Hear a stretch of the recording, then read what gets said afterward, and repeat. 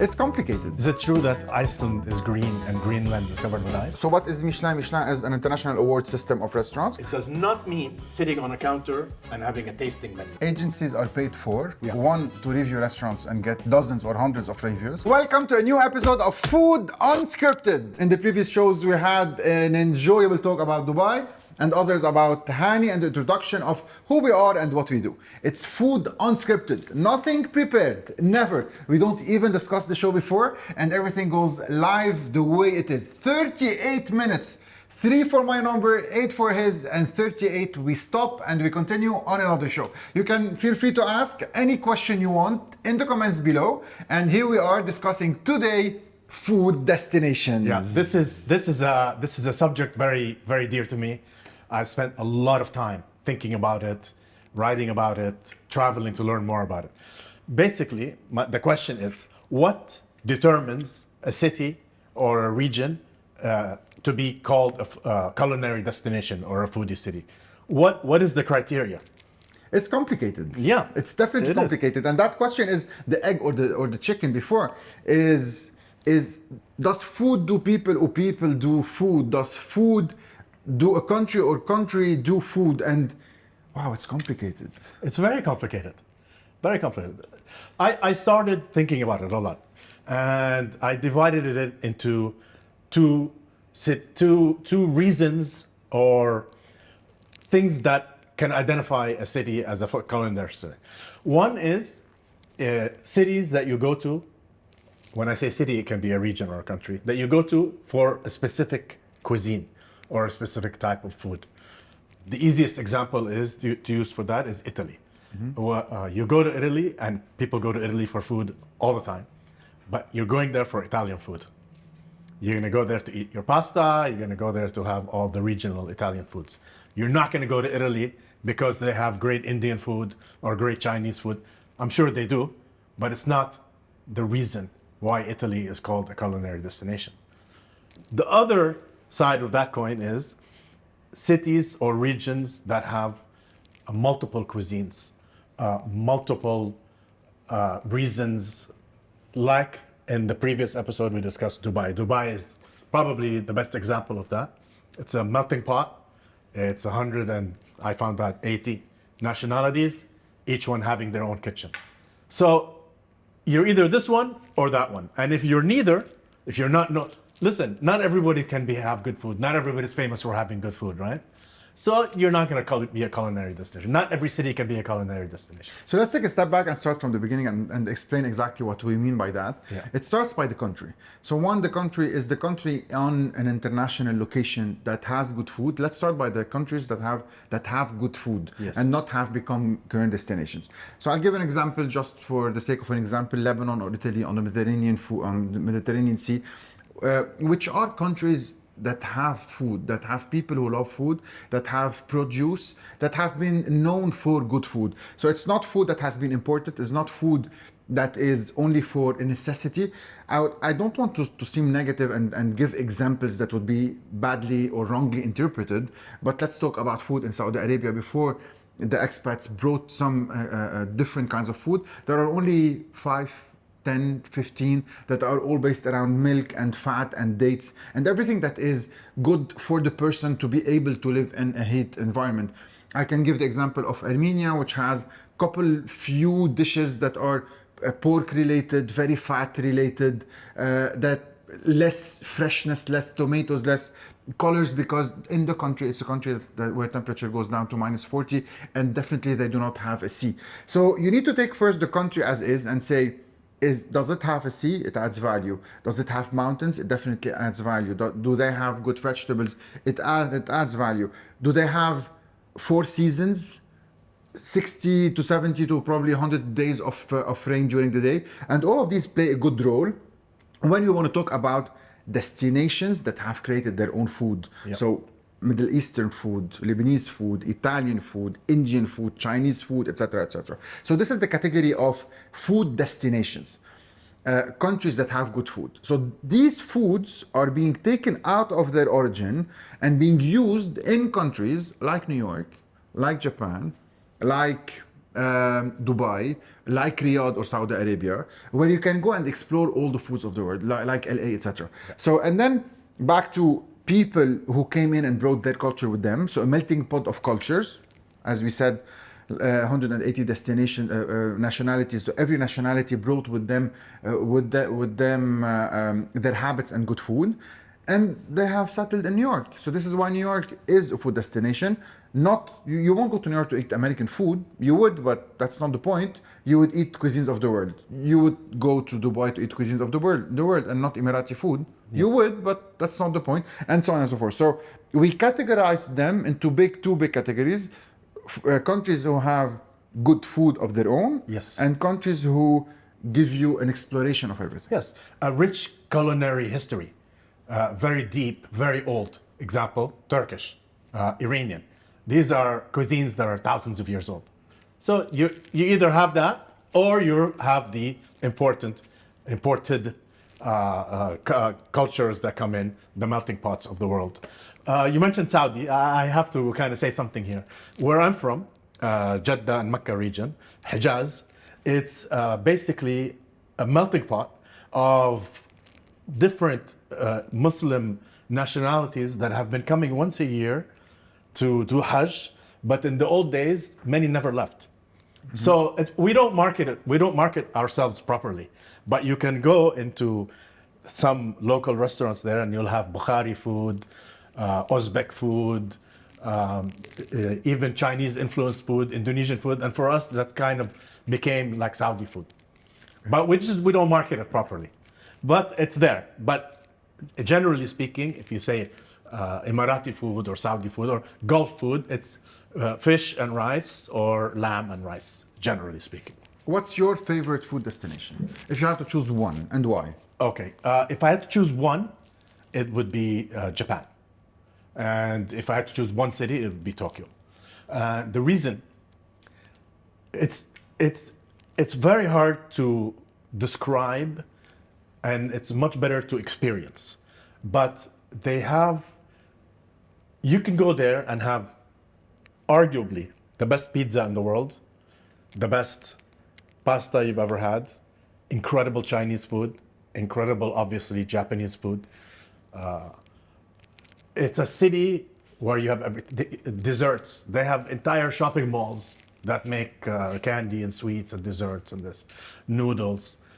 There's a philosophy in Japanese culture. It's called shokunin. Shokunin is someone who masters their art or their trade. It doesn't have to apply only about food. It can be the shokunin of making samurais. This person has been doing the samurai daily for the past 30 years. And the goal of a shokunin is to master your art, to be the best at what you do. There's one that makes tomatoes. There's one that makes the melons.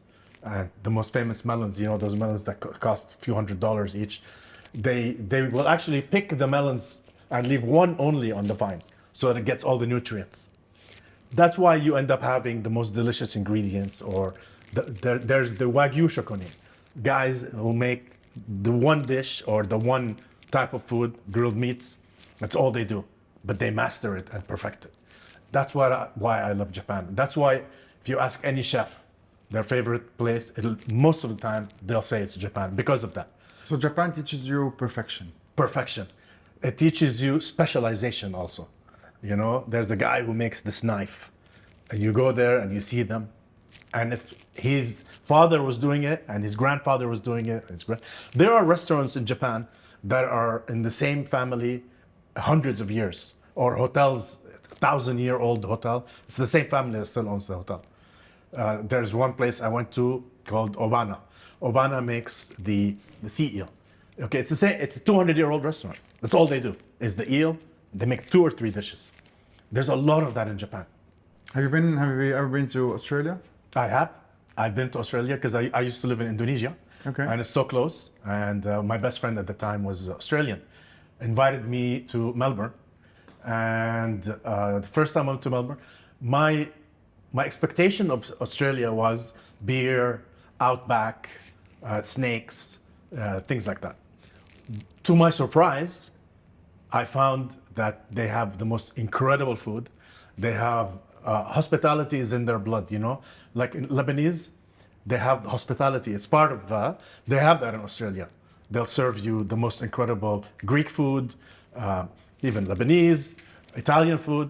And there's La Nonna's in the back making it. I know you've been a few times, and you had also a very good experience, right? So Australia shocked me exactly. So Yeah. I thought I'm gonna go like I see it in the movies, see big snakes and big flying mosquitoes and so whatsoever. And then you discover a country where produce is king, and they have the best of everything. They do master the art of meat. They do master the art of vegetables. So you have the produce, and you can choose anything you want. You want to do Lebanese parsley, you can plant it. You want to have Lebanese cucumbers, you can plant it. So you don't have to import anything.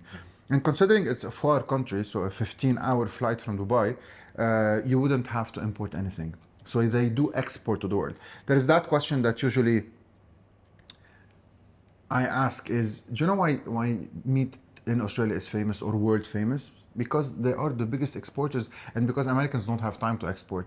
So their culture into developing that Wagyu and that MB This is Australian culture, Wagyu, absolutely. it's Australian all the way.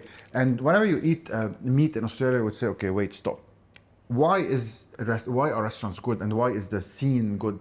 Because you'll be shocked how many French you will meet, how many Italians you will meet, and you would say, what brought you here all the way from the rest of the world? What brought Lebanese here, etc. So when you look at Australia, probably us living in the center of the world would say, what would take me there more than being a tourist? No, people are going and loving the life there. Yes. Imagine Australia is one of the biggest countries in the world, closely or bigger than the States. In all of Australia, there are only 27 million people living. Incredible. So in a country where they say there are around 186 nationalities, Dubai people would say 200, but I would say 186 plus or minus. Each community would cook for themselves. Yes. You need to dig in to go to the Indians absolutely. and to the Bangladeshis and the Iraqi. And even if you don't want to do that, you will take a step back and go in the normal places, and you would find a chef of every single cuisine. Filipinos, Chinese, all cuisines of the world would be represented by their chefs and their restaurants.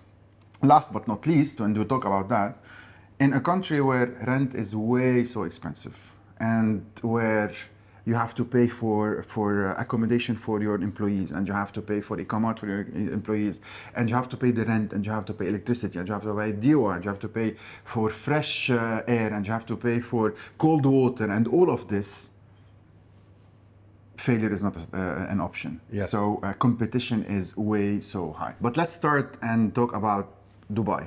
So Dubai, that country that hosted us and all the other hundreds of nationalities. So why Dubai? I would love to start and say why Dubai, because Dubai is a place where you can live in peace, Yes. where security is amazing, where respect of others is outstanding and unique and cannot be compared to anywhere else in the world, where you would open up the door of your home, go out and just feel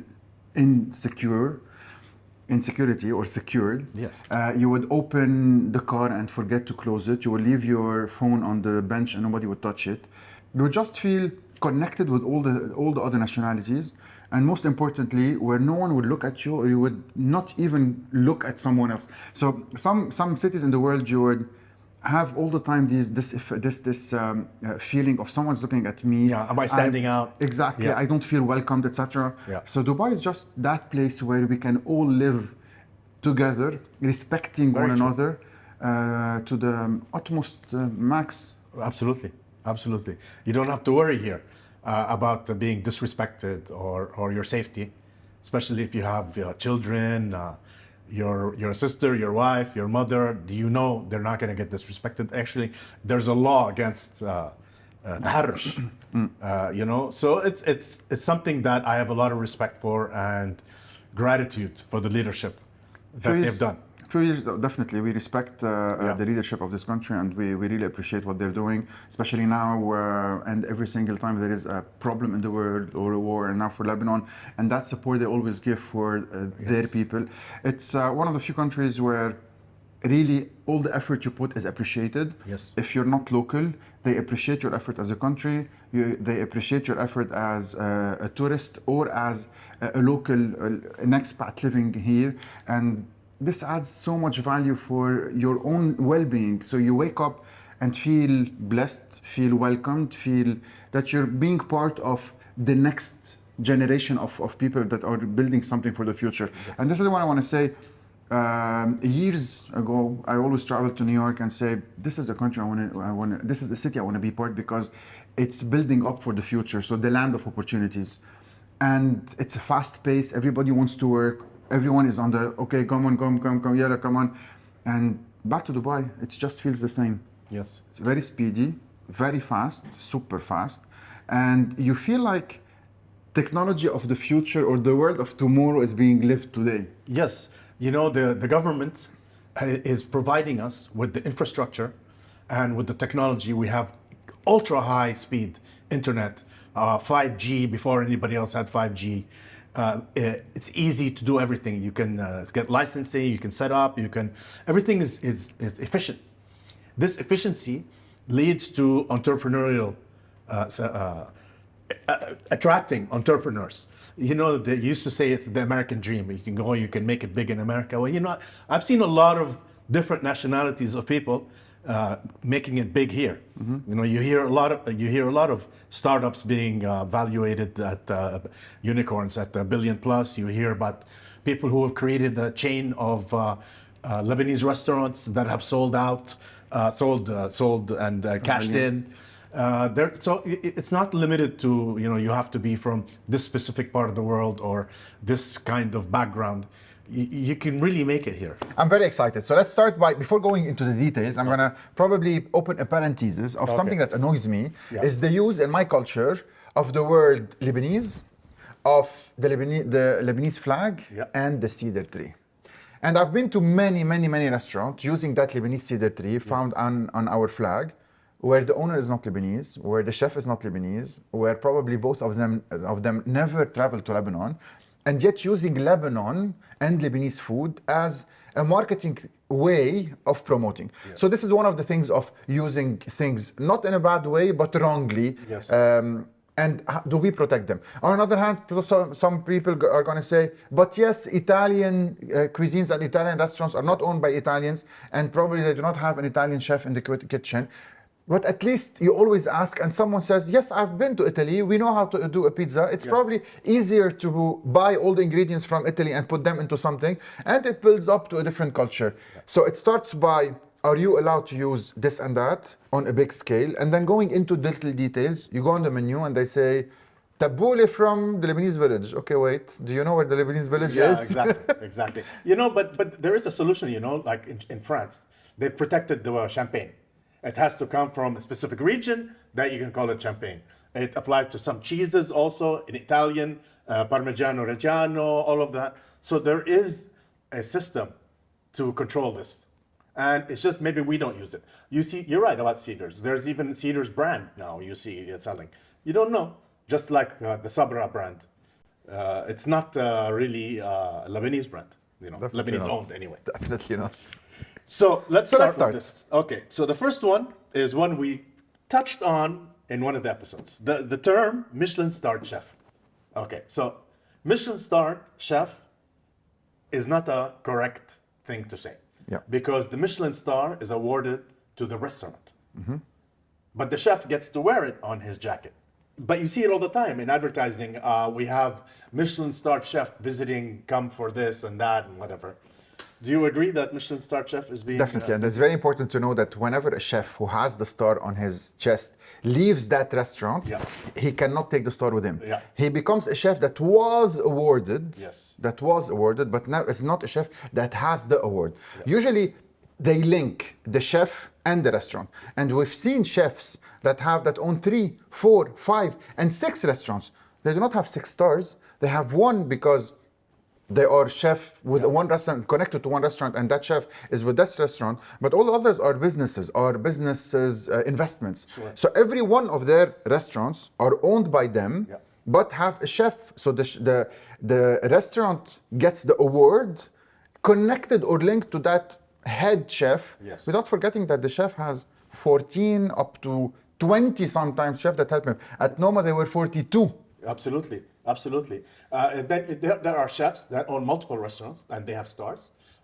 You can say Chef X has 19 stars awarded to his various restaurants across the world. But like you said, he's not going to wear 19 stars on his chef.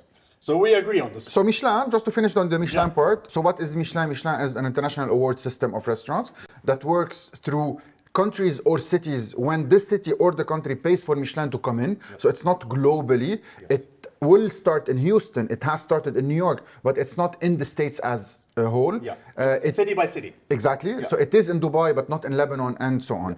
One. Two, there are two levels of Michelin. There is the level when we say this is a Michelin restaurant. Okay, wait, is it a starred Michelin restaurant or a Bib Gourmand? And the Bib Gourmand is that face of the Michelin tire logo. Bibendum. His name is Bibendum, exactly. That gives it recommended by the guide, casual and recommended by the guide, but no star. And good value for money. Yes. Which is the important part. Yes. Yeah.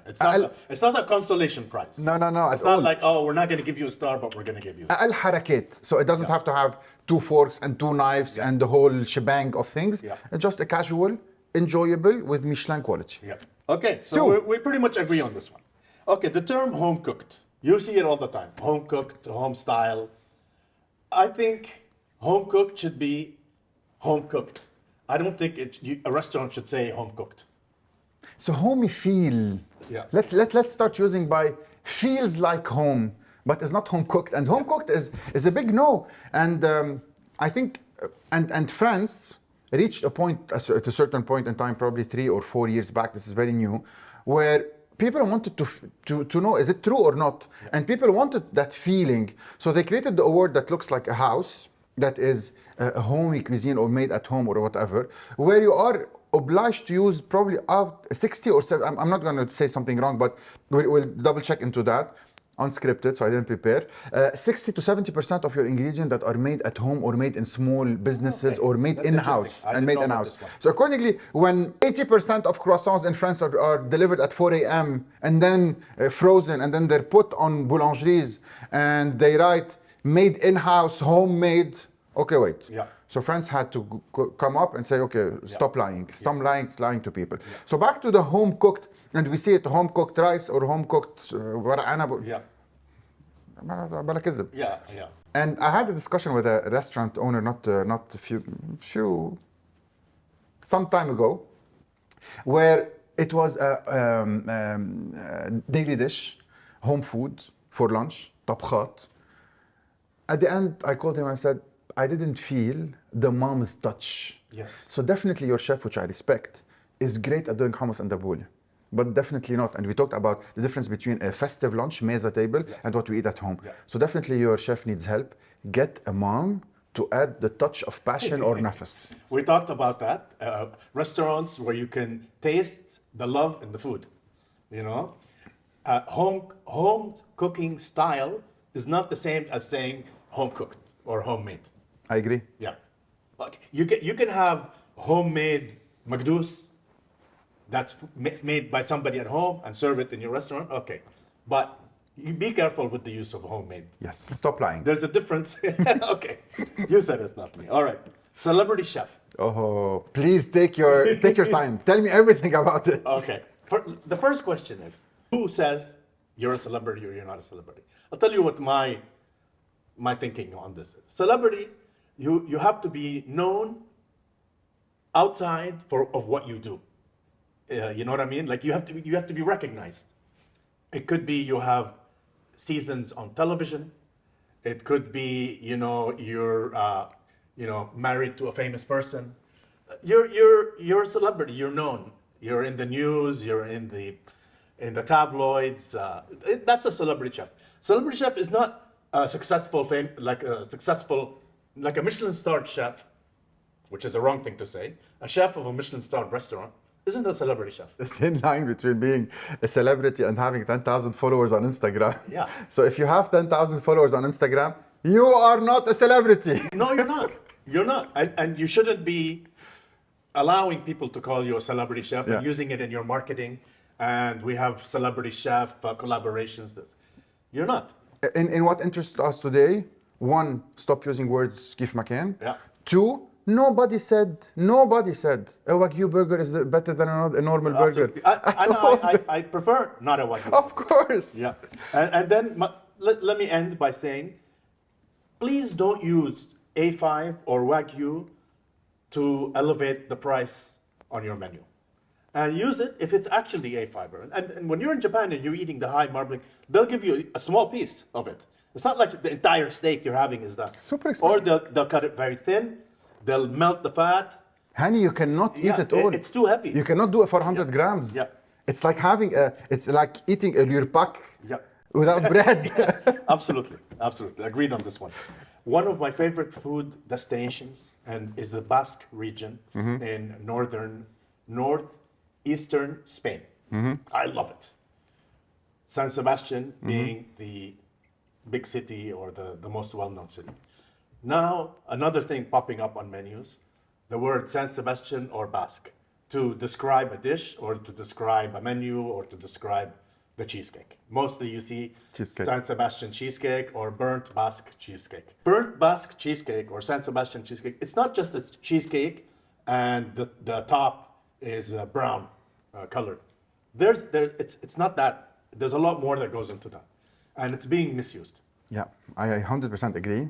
What is a cheesecake and how cheesecake trend has become.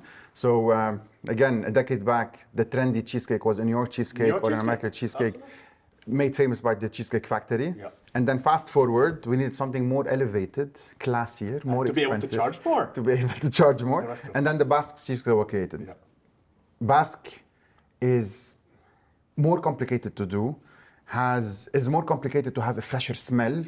It uses different cheese and different milk. Way different cheese. Tastes different. Exactly. Yeah. And that burning and the paper used and the no biscuit on the side, on the bottom, Yes. and so on and so forth.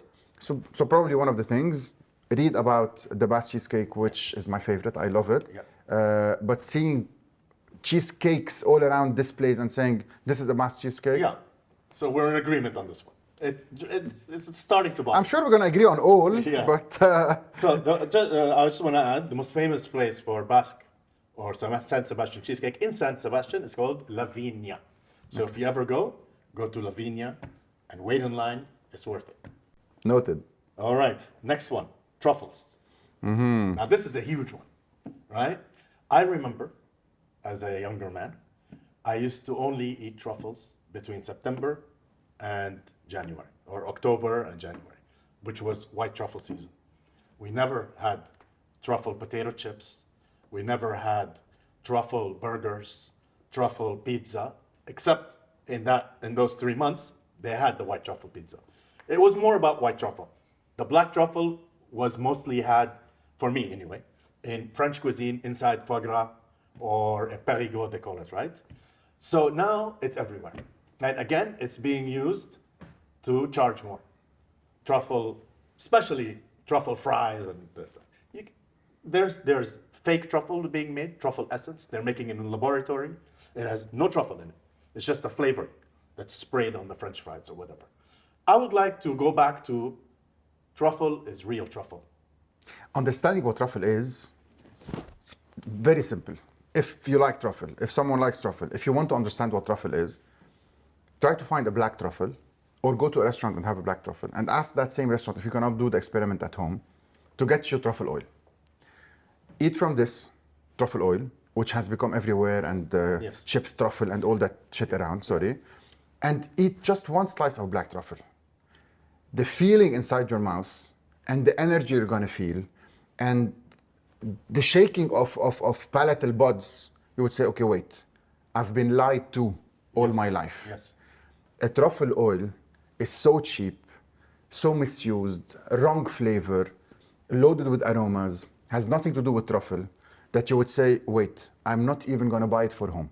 Yes. And when you take that truffle and understand how much it takes, and I've been twice to truffle farms in Australia, which are newly producing truffles brought from Europe, and how much time it takes, and how many dogs it takes, and how the season is just too small, 1 or 2 months a year, and how expensive it is, etc., etc. And when you smell it and you eat it, and you say, okay, wait, this is a $400 piece. Yes, it's a luxury item. It's a luxury. How can they put it into chips or whatever it is? So truffle in general, I'm talking about black, you're talking about white, which is triple more expensive than the black one. Yes. So truffle is a luxury item, sold by the gram. And it's shaved, it's paper thin, like you can see through it. By the gram. Yes. So that all of marketing approach to what truffle is, if you're a foodie and want to connect with truffle, just do the experiment. Same table, same paper. 1 drop of this, 1 slice of this, and you'll know what I mean. It's important to add that there are Italian producers who make beautiful truffle-infused olive oil, but they use real truffle. Well, the one we were talking about is the one that's made in labs. It's a truffle essence. It's just a flavoring. It's made in a lab. It's a flavoring. That's what you're getting in potato chips and things like that. Yes. So that's another one. I have a question for you. How can so many restaurants have a near perfect Google review score of 4.9? It doesn't make sense. Even the best restaurant in the world, Noma, one of the best restaurants in the world, doesn't have a near perfect score. My opinion is these scores are being manipulated. There are companies, and this is not an opinion, this is a fact.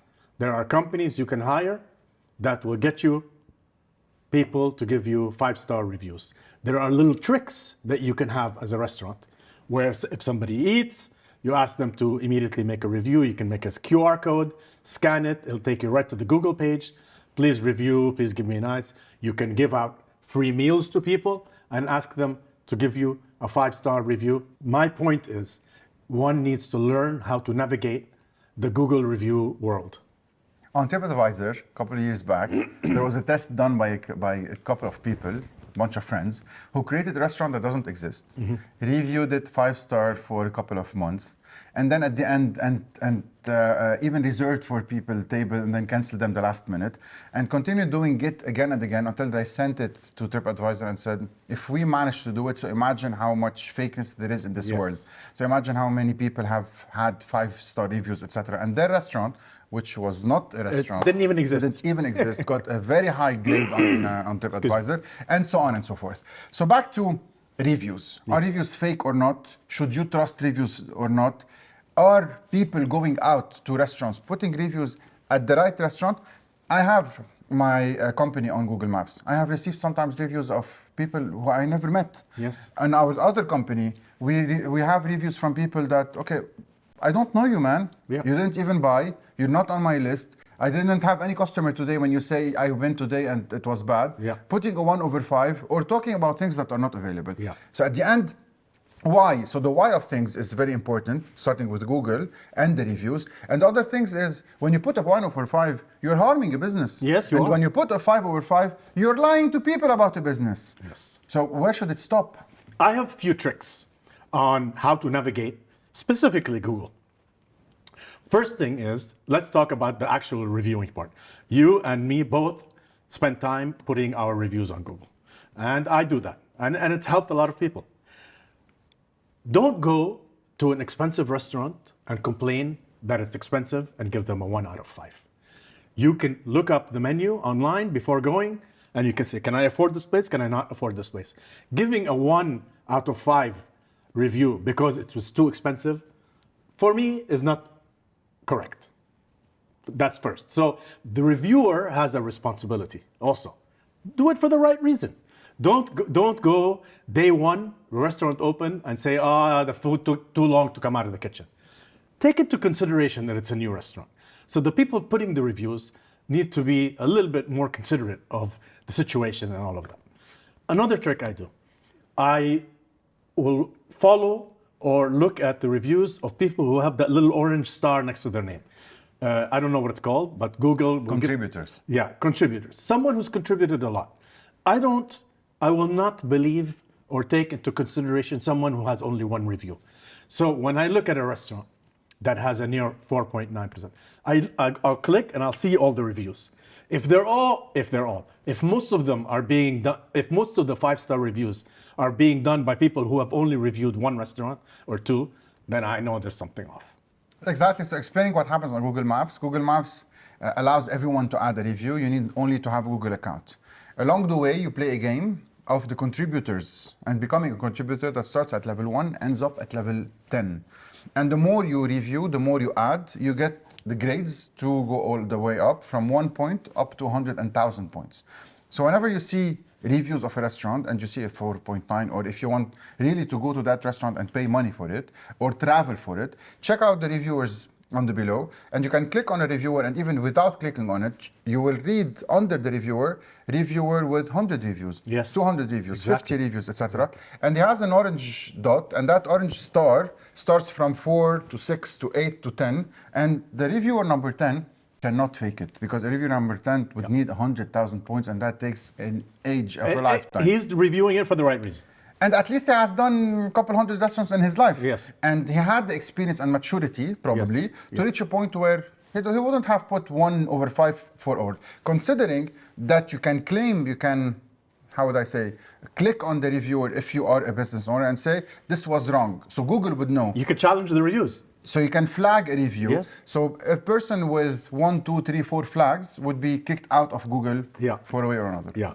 Sometimes people will gang up on a restaurant or on a business, and they'll all give it a group of people, and it'll really harm a restaurant. So the restaurant does have some recourse with Google. Tell me about the American law. So your friend sent you something this morning. So the American government has decided that they're going to punish fake reviews. So it's breaking news. It's happening now. The FTC, I guess, is doing it. Here in Dubai, where we live, before I want to get into the law of that, sometimes a brand new restaurant you look up their Google listing, pre-opening, already it has 4.9 on it. How can that be? Agencies. So use some common sense as a person looking at the reviews.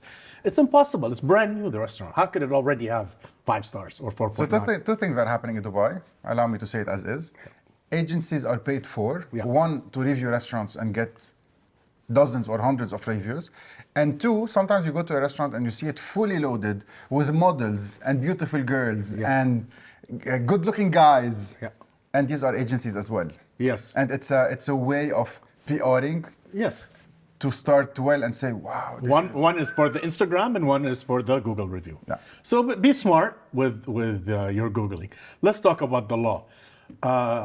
Recently, we hear more and more about the laws of criticism or how you talk about other businesses.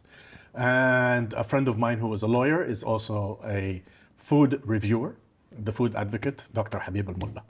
And I discuss this with him all the time. And his short version or simplified answer to me always is, you can say whatever you want as long as you're not harming the business. It's not a black and white law here. You can say this, but you can't say that. It's more of am I harming iqta' rizq? Am I harming the people who work there?